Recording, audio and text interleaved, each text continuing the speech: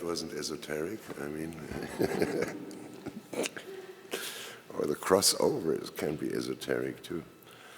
Well, let me start with a few words about the history of our project, and that seems to us quite appropriate. Some years ago now, must be 8 years or so, we had the social anthropologist and Indologist Katharina Genzi from Paris as a guest at the already mentioned Käthe Hamburger colleague here, who gave a lecture about Indian Vastu experts, that is to say specialists for topomancy, or not quite accurate, geomancy. The striking contrast between, on the one hand, the correctly dressed Indian experts appearing like insurance agents who consistently show up with modern instrument cases, and on the other hand, the appearance of Chinese feng shui specialists who in traditional dress are surrounded by the paraphernalia of their culture, gave Andreas Nering and me the initial idea for the project, namely to strive for a comparative study on the performance of experts and the status of esoteric practices on a global scale. On the question of status, another explanatory image. The chair of religious studies at the Catholic Furen University in Taipei, Taiwan, is held by Professor Zheng Zhiming. It's me on the other side, but just don't look at that.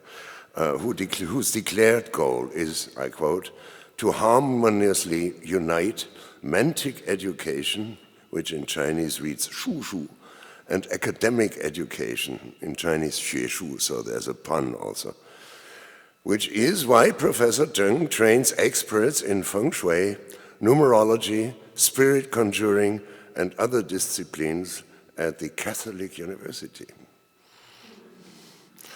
In the course of our further preparation, we have been working with Knut Graf, Klaus Hock, and Rachel Romberg on others on African and Afro-Caribbean practices as part of a series of international conferences, as well as on other contexts such as Russia and Israel.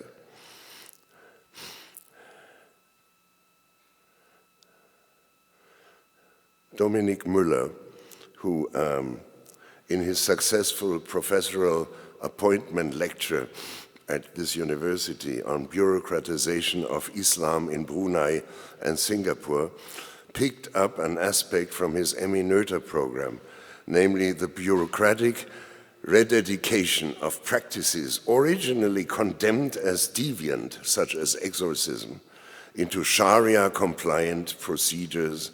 And this is why he became one of the directors of our center. And this social anthropological approach significantly enriched our project.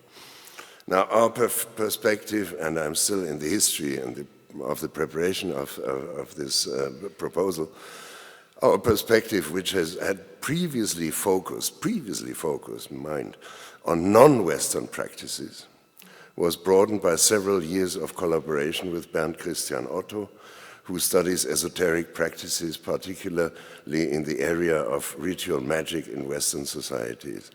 And together with Andreas Nering, he has dealt with the complex matter of the concept of esotericism. Thus, in contrast to a previous research, our project landed late in the West, which is worth emphasizing. The practices we are looking at are extremely present globally. This has just been shown by the direction of movement from our research from east to west.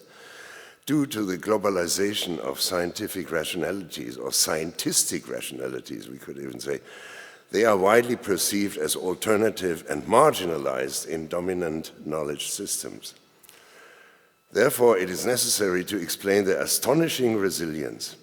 It is also necessary to explain which factors contribute to the fact that their marginalization can be observed in very different degrees, from blanket banishment to widespread acceptance and even state-sponsored institutionalization in certain parts of the respective society. So there are different degrees of rejection or acceptation.